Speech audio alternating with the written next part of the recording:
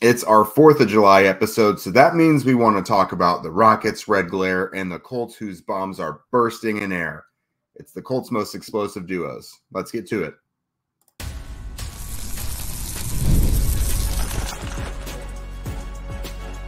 You are Locked On Colts, your daily Indianapolis Colts podcast. Part of the Locked On Podcast Network, your team every day. What's up, everybody? Thanks for tuning in and making us your first listen of the day. This is your daily podcast covering your Indianapolis Colts, part of the Locked On Podcast Network, your team every day. And today's show is brought to you by Gametime. Download the Gametime app, create an account, and use code LOCKEDONNFL for $20 off of your first purchase. Terms apply. What is up, friends? This is Jake Arthur and Zach Hicks of HorseshoeHuddle.com. I am your resident media member for the Colts, and Zach is your resident film nerd for the Colts. We welcome you to today's show. In honor of fireworks, the explosive history of the 4th of July, and those of you who will be listening to our next episodes with fewer fingers than you have right now, we're going to be breaking down who we feel are the three most explosive duos on the Colts, the guys that bring the fireworks, if you will. So on the defensive side of the ball, you've got the potentially incredible pairing of Laiatu Latu and DeForest Buckner on the defensive line. And then switching over to offense, obviously that's where the sexiness is. You've got another high potential duo of A.D. Mitchell and Jelani Woods, a couple guys who a lot of people are waiting to just see what are they going to bring to the table. But first, the two that every single Colts fan's hopes and dreams will stay healthy and succeed. That is Anthony Richardson and Jonathan Taylor. So, Zach, we can look at this from a few different ways. Just big picture, eye test, schematically, play calling. There's so much that goes into it. What is the potential of a healthy Anthony Richardson and Jonathan Taylor pairing? Oh, it's great, man. It's great. I mean, Jonathan Taylor, I believe, went on Zaire Franklin's podcast after he signed that extension and came back to the Colts last year, being like, yeah, I watched that Rams game, and that was like the deciding factor. Like, I wanted to get out there with Anthony, and unfortunately they only played like 2 snaps together. But I think he even saw in that game, it's like the potential of what I could bring alongside him. It's something that the Colts have been talking about since they drafted Anthony Richardson. It's a fantastic duo. I mean, look, we've seen Jonathan Taylor in the past be an explosive firework on offense. I mean, in 2021, he was doing it by himself, essentially, where teams were stacking the box and really packing it in. And he was still one of the best players in football. I know he's dealt with some injuries since then, but getting back to where he was at the end of last season, especially in that Texans game, carrying that momentum into this offseason, and hopefully him and Richardson can stay healthy, I think we can see some really fantastic things with these two. And I think the main thing I really want to talk about when it comes to how explosive these players can be, not only in the run game, but just in general, is just how they play off each other. We talk about it in basketball. I'm not going to dive too much into basketball schematics. That's more of the Caitlin Cooper thing there. You guys can go follow her on social medias and stuff. She's great. But when it comes to like basketball, for instance, there's something called shooter gravity. You know, there's like gravity that 3-point shooters have that just spread out a defense in basketball. And when you have a quarterback like Anthony Richardson, who can do what he does in the run game, or just have the threat of what he does in the run game, it creates that gravity for a defense where they get pulled apart and they are looking in different directions, and they're just, everything's so much like lessened in the box. So in basketball, when you have a bunch of shooters who have that gravity, it's easier to drive to the lane. It's easier to get to the basket. It's easier to score. But when you have a guy like Jonathan Taylor at your running back, that's your elite driver. That's the guy who can get to the rim, up the middle, and stuff like that. Richardson just being a threat standing on the outside, or just doing these read options and pretending to run, that's going to create that gravity for Jonathan Taylor to explode. So not only are these guys both fantastic in their individual, like their own rights, but because they both have their own just air of gravity that comes with who they are as players, they open up so much for the other one, and they're just going to play off each other so well. So when you think of what Richardson and Taylor can be together, it's not even just how great they're going to be in the red zone, which we could talk about as well, but in the open field, just creating those explosive plays. I mean, Richardson last year in that Rams game had 5, 6, 7 explosive plays that he generated in that game, like 2 on the ground. And I believe it was like 4 in the air that were over 20-yard passes in that game. Just some fantastic stuff. I mean, I can't imagine what it's going to look like with these two on the field. And I just hope every single day we can see it fully healthy for a full 17 games, because the potential with these two guys is just great. Yeah, I'm glad you mentioned the red zone part, and it's something we got into a little bit yesterday on yesterday's show.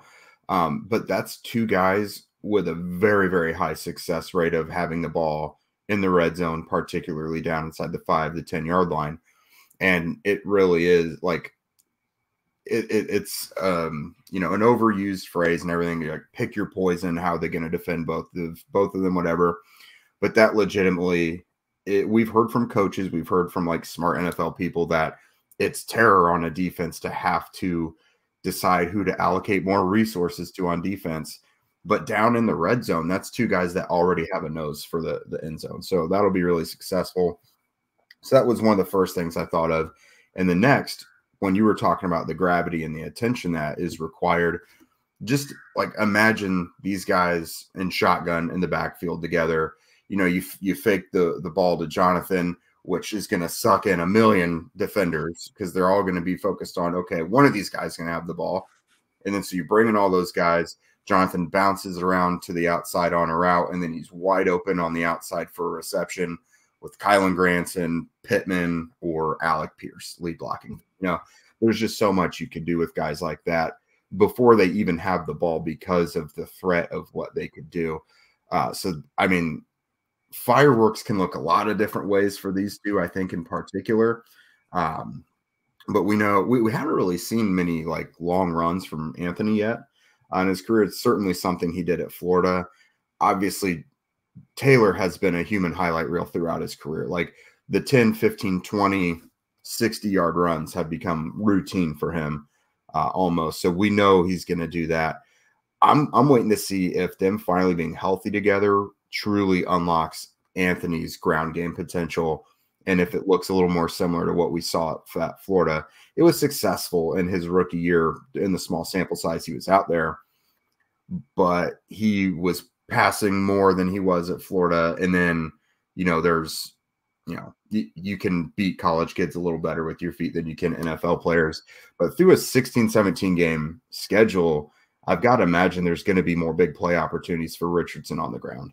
Yeah, and then just talking about the impact on the offense too. I mean, again, the Colts kind of stayed true to their identity. Like even with Gardner Minshew in there, they were still doing a lot of RPO. They were still doing some read option, like triple option type stuff with Gardner Minshew. But obviously you tone that down a little bit because Minshew's not the running threat that Anthony Richardson is.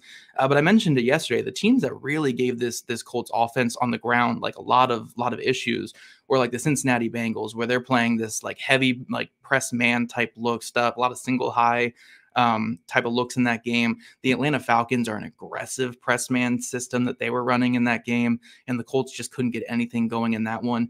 And like the Carolina Panthers, where they were doing a lot of bear front type stuff and stacking the box, you can't do that with Anthony Richardson out there. It's just too much of a like if you're going to run press man coverage all game long against Richardson, you have to have at least one spy keeping an eye on him. And then you still have to worry about the big play threats on the outside. If Mitchell or Pierce or Pittman can beat their guy off the line, you're going to have some vertical shots out there. It's not the same with Gardner Minshew in the backfield. So simply having Richardson, again, just standing in the backfield, doesn't even need to do anything. Just his presence being in the backfield gets teams out of as much press man, as much cover one, as much bear fronts and stuff like that. I believe Colts Film Room posted it on Twitter the other day that the Colts faced cover one on 28% of their offensive snaps last year. You guys can double check me there. I believe that's what I saw on there. But 28% is pretty high for the modern NFL.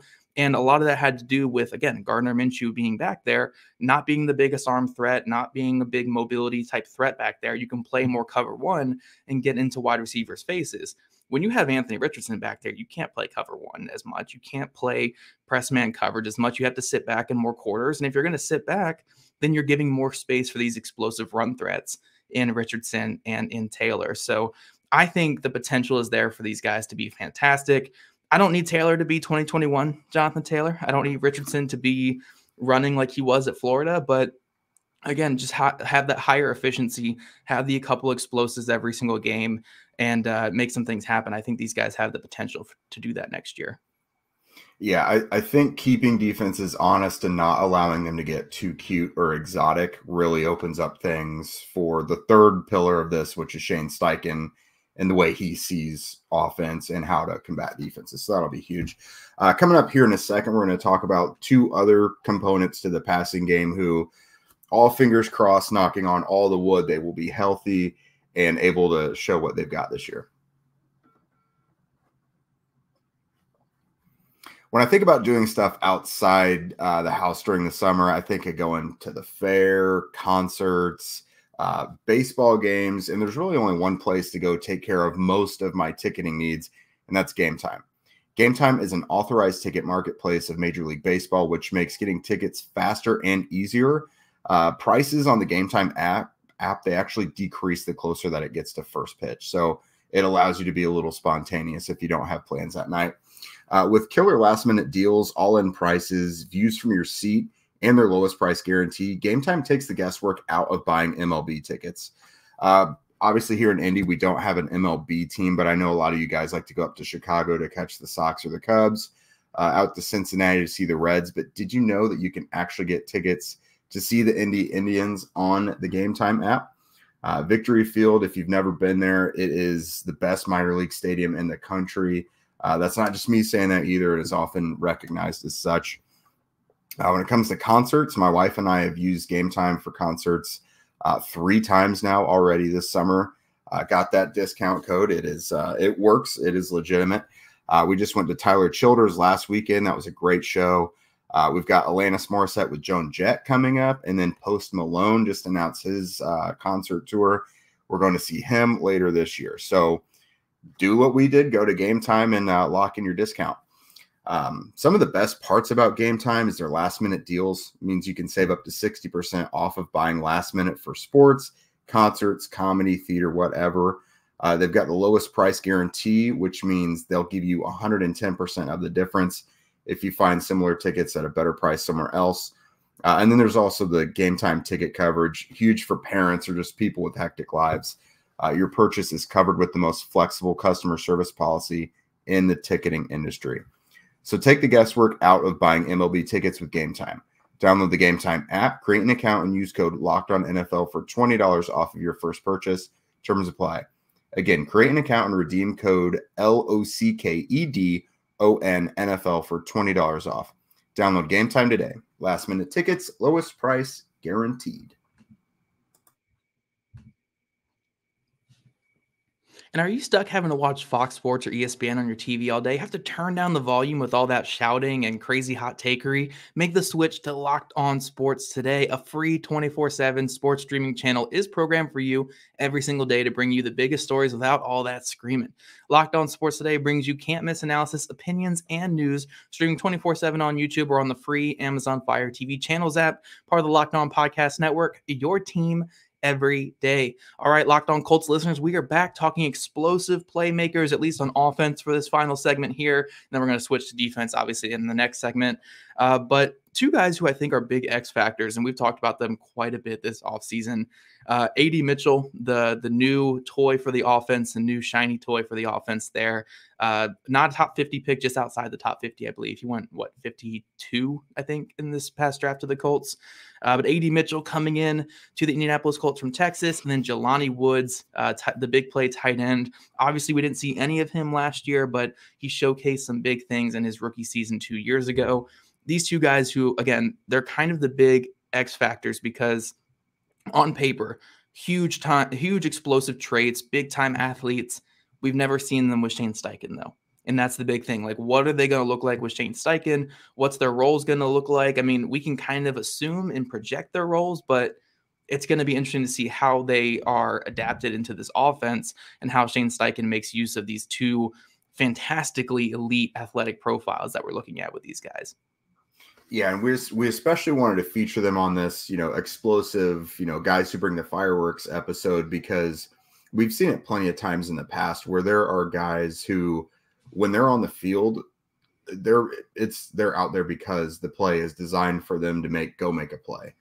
They're the feature of the play. They may not play a ton of snaps, but especially, and Mitchell being a young guy, and Woods technically still is too, until they really get rolling, their limited snaps initially, their sole purpose is very likely to be go make a play. So with Mitchell, he's obviously, you're interested to see what happens there, because who do they group him with? Does he just solely replace Alec Pierce when he goes out there? Do they match him up with Pierce to get things vertical and threaten the defense? I don't know, but from what we've seen on his college film and the practices we've seen, he can go downfield. He can get it. Everyone's excited for it. He can go up. He can get it. He wins those contested catches. He's got the speed to beat people deep, but he can also create yards after catch. I mean, plenty of people saw a CeeDee Lamb type of player on his college film. And then Jelani Woods, we've seen kind of similar stuff this offseason in the practices. He gets downfield. Plenty of the plays that he made were either receptions downfield, or he got the ball with a head of steam, picking up yards after the catch because he was given the ball with room to run. So both of these guys, I think, are going to be chunk play machines when they're out there. Now, that doesn't mean Woods is going to be like 2018 Eric Ebron or anything like that. But I think, percentage-wise of snaps that they're out there or routes that they run, I think these guys are going to be moving the chains and making big plays.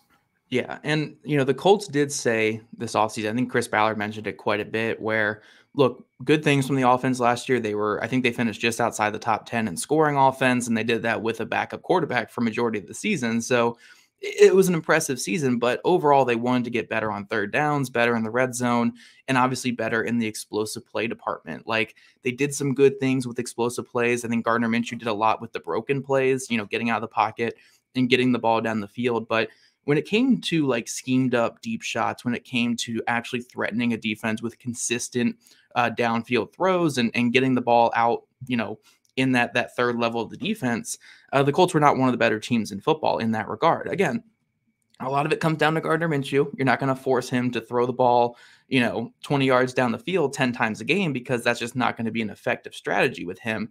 But the other aspect is, Pittman, we've seen a little bit of it in the past, but he's not really that downfield guy. Downs, more of the underneath guy. The tight end group, very underneath. You really only had Pierce for those shots, and they were really, few and far in between last season. So getting a guy like Mitchell in here where, he's not perfect. He obviously has some room to grow, but he can beat press man coverage. He can get vertical. We see with the height, weight, speed profile that he has, 6'2", 200 pounds, 6'2", 200 pounds, and runs that 4.35. I mean, this is a guy who can get down the field vertically and make some things happen down the field. And then Jelani Woods, again, we saw it in his rookie season. We saw it in college. We see what that athletic traits, can look like. These are two guys that can add that explosiveness to the offense that the Colts were maybe missing last season. It doesn't have to be every single throw is 30 yards down the field, but you can actually open up your offense to more throws like that this next season. Again, it doesn't have to be 20 times a game, but if you can at least get that to 5, 6, 7 times to where those are real threats every single game, that's going to open up your offense so much more underneath and in the intermediate game. So I think these two players are massive X factors for this team. I'm excited to see how the Colts use them. If they rely on more run after catch with Jelani Woods, if they use AD Mitchell more vertically down the field, I'm excited to see how these two guys are kind of put into the offense, but it's hard to look at the athletic traits and not get excited. Again, with Mitchell, 6'2", 200 pounds, runs that 4.35, great, explosiveness profile as well. Jelani Woods was the RAS king for a while at 6'7", running I think it was a 4.6 flat at the combine. It might've been a little lower than that. Just fantastic athletes. And I'm just excited to see what Shane Steichen can do with these two guys. Yeah, and like you mentioned, it doesn't always have to mean downfield shots is how they show their explosiveness, whether it's yak or, down in the red zone. I mean, obviously, I think the focal point will be Richardson and Taylor making things happen on the ground. But, I mean, these guys are athletic, have the height advantage, the vertical advantage. You throw Pierce in there as well. I mean, it may be from within 12 yards, just putting the ball up and letting those guys go get it. So I think having options like that definitely diversifies the attack in the red zone and broadens your options as well. Yeah, for sure. But coming up, guys, we're going to switch over to the defense and talk about the two most exciting, explosive players on that side of the ball, Laiatu Latu and DeForest Buckner. All right, Jake. So it's people don't want to hear defense when we're talking explosive and the fireworks here, but man, this Colts defensive line has potential to be so much fun. We've talked about it quite a bit this offseason where, the Colts defensive line was pretty good last year. I mean, all things considered, they missed Grover Stewart for a little bit. Some guys dealt with injuries, but for the most part, this was a good, effective defensive line. And now you're adding a guy like Laiatu Latu to that where, like you mentioned on yesterday's show, Daniel Jeremiah and a lot of respected NFL draft analysts were saying this guy has that Nick Bosa, like top end potential. So when you're pairing a player like that, where again, I'm not saying he's going to be that in day one, but a guy who has that potential and those athletic traits alongside a player like DeForest Buckner, who's been consistently a top 10 defensive tackle in football since he's entered the league, we could see some really good things from this Colts defensive line next year, and even better things than we saw last year where they set the franchise record, or the Indianapolis Colts franchise record for sacks in the season. We could see even better things from this defensive line in 2024. Yeah, it's just a thing where once Latu gets to the point where offenses are genuinely threatened by him being out there and everything, like you cannot double team everybody. Like you're going to get that push inside from Buckner. Maybe he gets double teamed, but it's going to open up, it's going to open up a one-on-one opportunity, or just like something as simple as the outside blocker has given up his leverage and is like dipped his shoulder or something. Like those small, minute details that like defensive line coaches preach and tell their players to attack. Those type of things, it can just be a death knell and it's game over. As soon as those defensive ends and those defensive players really know where they've got that advantage. And I mean, Grover is not like going to be the biggest threatening spot inside in terms of pass rush. I mean, he can do his own thing. But then, I mean, it opens up things on the other side for Kwity, Samson Ebukam. I mean, they're going to put up multiple packages there. They're going to have like the NASCAR package and everything. But I definitely think having a guy like Buckner out there will ease the transition for Latu, and it doesn't put so much pressure on him, doesn't put so much on his plate. Because, I mean, a lot of these guys, like Bosa and everything, these guys did have to come in and they were double teamed, and because they were the focal point of their defensive line. You look at like the Browns with Myles Garrett as well. They had a lot of pressure and a lot to combat right away as rookies. And I just don't think Latu is going to have that, because Buckner may not officially be named to the Pro Bowl every year, but the guy is a perennial Pro Bowler. And he's having him be that player on the interior as often as they can line these guys up next to each other as they can. I think having that guy on the interior as opposed to just on the other side of the line, I think that's going to be huge, because it's going to open up so many things for both players. I think what's really funny about this segment in particular is, we can obviously expand it to the whole defensive line and talk about where, Laiatu Latu and DeForest Buckner, they're not necessarily like testing explosive players. Like they're great athletes. Don't get me wrong. I'm talking about NFL players here. But I wouldn't say that those two guys, their defining traits are their explosiveness. Latu, you're looking at the bend and the agility with him, as well as, the snap timing and the great things he brings on film. DeForest Buckner, it's the length and the size and all that. So you have these two guys who are great at timing up the snap. They're really great technicians. They're really great at getting off blocks. And then you have the legit explosive players next to them, which are Kwity Paye, Dayo Odeyingbo, Samson Ebukam, Grover Stewart. I think I would throw in there too. Tyquan Lewis was a fantastically explosive athlete when he was coming out of college. I know he's probably lost a little bit of that, but he's still a fantastically explosive player. These are the legit explosive players. So you have, these other guys who are just fantastic athletes, maybe not as developed as DeForest Buckner and Laiatu Latu, but if you're going to commit 3 blockers to these two guys on one side, well, on the other side, you got to commit 2 blockers to 2 guys, which are going to be, again, Dayo Odeyingbo, who is this absolutely freakish, 6'5" with just tree vine arms or whatever you want to call them there, with just like the longest arms in football. Or you're going to have Kwity Paye, who's a fantastic athlete as well. You're going to have Samson Ebukam, who nearly had 10 sacks last year. Like really, really good guys on the other side too. I think there's going to be so much trouble for other teams up front. And And like we've said a lot, this entire offseason, the Colts defense is ride or die with this defensive line. If this defensive line is clicking and doing their thing, the Colts defense can be a fringe top 10 or even just a regular top 10 defense in football because the defensive line can be that good. But if this defensive line doesn't figure out their identity and they're not clicking, things could get really bad for this Colts defense next season. But I really do think, this Colts defensive line has such great potential with the players that they're bringing in, with the players they're bringing back, with, Pay and Dayo Adangbo just continually getting better. I think, this group up front can be so good for this Colts team. And Latu and DeForest Buckner, obviously, the big faces of it. But those other players are just fantastic athletes as well. Yeah, the depth of that and the relentlessness of what offensive lines are going to have to face is pretty much not cool for them. But when I think of explosive, sacks are obviously an explosive stat as well, but it opens up other playmaking opportunities for the rest of the defenders as well. Because you look at strip sacks, a play I immediately think of is last year, DeForest Buckner getting the sack on Trevor Lawrence, which causes the fumble. Now, Buckner was able to scoop it up himself and get to the end zone. But, I mean, when you strip a quarterback, I mean, there's 10 other defenders there that could potentially go get the ball and make something happen with it. So I think of explosive, you think of sacks, of course, but I think of just the rushed pass attempts by like Bryce Young, the 2 pick sixes he threw to Kenny Moore. So I think of rash, hurried decisions for quarterbacks. I think of fumbled balls caused by these guys like Latu and Buckner. It's explosive in just so many different ways. Yeah. You know what? We haven't even mentioned the most explosive player on this defensive line yet.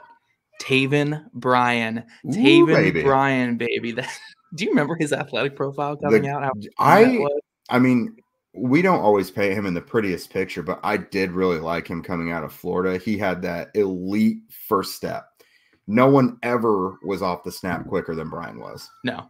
Nobody gets off the snap quicker. I mean, Adetomiwa as well is really athletic too off the snap. Like, they have a lot of athletes up front in this defensive line. I know the Colts are a very athletic team in general. Like, they like to draft athletes and build around athletes, but man, that defensive line group is freakish. I mean, even guys at the bottom like Isaiah Land and Titus Leo, like, those are some freaky athletes. The guy they just drafted out of Oklahoma in round 7, Loalu, like, super freak athlete. One of the craziest profiles I saw in this draft class.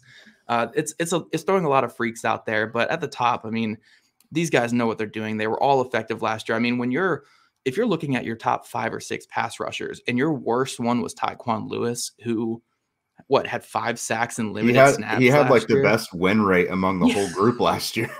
Yeah. I'm saying if your 6th guy is Tyquan Lewis, who probably could start for a handful of teams in the NFL, and then your 5th guy is Kwity Paye. Your 5th best pass rusher is Kwity Paye, who nearly had 10 sacks last year and did some good things. Like, you're doing some good things up front. So yeah, I know Latu and DeForest Buckner are your big names up there. And if Latu can be what we expect in year 1, this defensive line is going to be clicking. But this is a really good group, man. They're a really explosive group. And like you said, just adding that constant pressure aspect to it where they're, hitting quarterbacks more. They're hurrying up the processing of quarterbacks. They're forcing fumbles. They're forcing bad decisions.